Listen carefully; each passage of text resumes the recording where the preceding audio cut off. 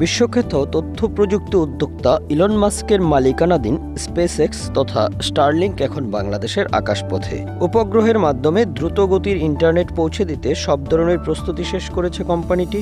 এমনকি যেখানে mobile tower সংকেত পাওয়া কখনই পৌঁছায়নি, সেখানেও পাওয়া যাবে ইন্টারনেট।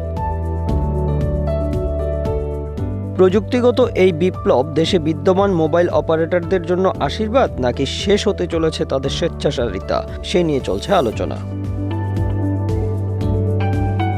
বাংলাদেশে বর্তমানে 4টি প্রধান মোবাইল অপারেটর রয়েছে: গ্রামীণফোন, রবি, বাংলালিংক ও টেলিটক। এরা দীর্ঘদিন ধরে বাংলাদেশের টেলিকম খাতে আধিপত্য বিস্তার করে আসছে, যদিও দেশের একটি বড় অংশ এবং সেখানকার জনগোষ্ঠী এখনও তাদের নেটওয়ার্কের বাইরে, বিশেষ করে চরাঞ্চল ও দুর্গম পার্বত্য অঞ্চল।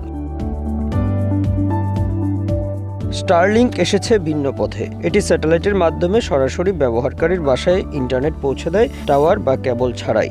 শুধু তাই না, সাধারণ মোবাইল নেটওয়ার্ক যেখানে পৌঁছাতে পারে না সেখানেও তারা পৌঁছাতে পারে। তাদের ভাষায়, দুর্গম পাহাড় থেকে পানির গভীরে সর্বত্রই বিরাজমান স্টারলিংক। টেলিকম বিশেষজ্ঞরা বলছেন, এই সহজলভ্যতা এবং উচ্চগতির ইন্টারনেট যদি প্রতিযোগিতামূলক মূল্যে গ্রাহকদের হাতে আসে, তবে প্রচলিত মোবাইল কোম্পানিগুলোর জন্য সৃষ্টি হতে পারে একাধিক ঝুঁকি। প্রথম ও সবচেয়ে বড় ঝুঁকি গ্রাহক হারানো।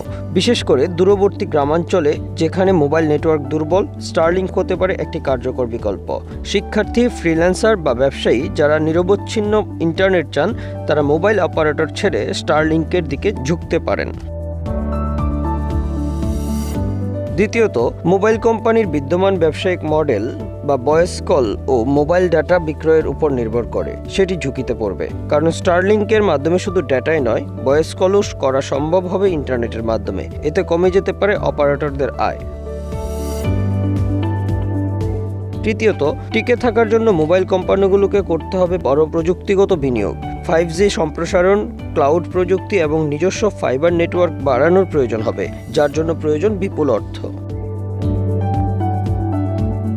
চতুর্থ ঝুঁকি হলো গ্রাহকের প্রত্যাশা। স্টারলিংক যদি স্বল্পমূল্যে উচ্চগতির ইন্টারনেট দিতে পারে, তাহলে গ্রাহকরা একই মানের পরিষেবা প্রত্যাশা করবেন মোবাইল অপারেটরদের কাছেও, অথচ সেটি দেওয়া কঠিন হবে বিদ্যমান পরিকাঠামো দিয়ে। দীর্ঘদিন ধরেই দেশের মানুষ বিদ্যমান মোবাইল কোম্পানিগুলোর কল রেট ও ইন্টারনেট রেট এবং মেয়াদ নিয়ে ক্ষুব্ধ, যদিও তাতে কখনোই কর্ণপাত করেনি তারা। স্টারলিংকের আগমন কোম্পানিগুলোর স্বেচ্ছাচারিতা কিছুটা হলেও কমাবে, এমনটাই মনে করছেন বিশেষজ্ঞরা। গত 20 মে বাংলাদেশে বাণিজ্যিকভাবে সেবা প্রদান শুরু করেছে স্টারলিংক। আপাতত ব্যবহারকারীরা শুধু রেসিডেন্সিয়াল অপশন ব্যবহার করতে পারবেন।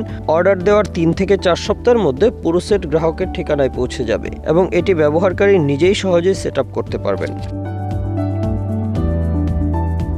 একটি স্টারলিংক ডিভাইসের সেট আপের সরঞ্জামের জন্য এককালীন খরচ হবে 47,000 টাকা। স্টারলিংক রেসিডেন্সে মাসিক খরচ হবে 6,000 টাকা এবং রেসিডেন্স লাইট, যার খরচ 4,200 টাকা। এখানে একটি সম্ভাবনা রয়েছে দেশীয় কোম্পানিগুলোর। অনেকেই মনে করছেন, ইন্টারনেটের উচ্চ মূল্যের কারণে ব্যক্তিগত ব্যবহারকারীরা বিদ্যমান অপারেটরেই থেকে যাবেন। তবে এক্ষেত্রে বিকল্প রয়েছে স্টারলিংকের। একটি ডিভাইসের মাধ্যমে 20 থেকে 50 মিটার পর্যন্ত এলাকায় ইন্টারনেট পাওয়া যাবে, আর গ্রামীণ এলাকায় তা হবে 50 থেকে 60 মিটার পর্যন্ত। একজন ব্যবহারকারী বা সমিতি গঠনের মাধ্যমে একাধিক ব্যক্তি মিলে এই সেবা গ্রহণ করতে পারেন। সেক্ষেত্রে বিদ্যমান অপারেটরের চেয়েও কম মূল্যে সেবা দিতে পারবে স্টারলিংক। স্টারলিংক তাদের উচ্চগতির ইন্টারনেটের জন্য বিশ্বজুড়ে জনপ্রিয়। বলা হয়ে থাকে, দুর্গম অঞ্চল বা যেখানে সাধারণত ইন্টারনেট পৌঁছায় না, সেসব এলাকায় স্টারলিংক সহজেই পৌঁছে যেতে পারে। সর্বোচ্চ 300 Mbps গতির সীমাহীন ইন্টারনেট পাওয়া যায় এই সেবায়। দক্ষিণ এশিয়ায় বাংলাদেশ ছাড়াও স্টারলিংক ইতিমধ্যেই আনুষ্ঠানিকভাবে যাত্রা শুরু করেছে ভুটান ও শ্রীলঙ্কায়। Bangla affairs news desk.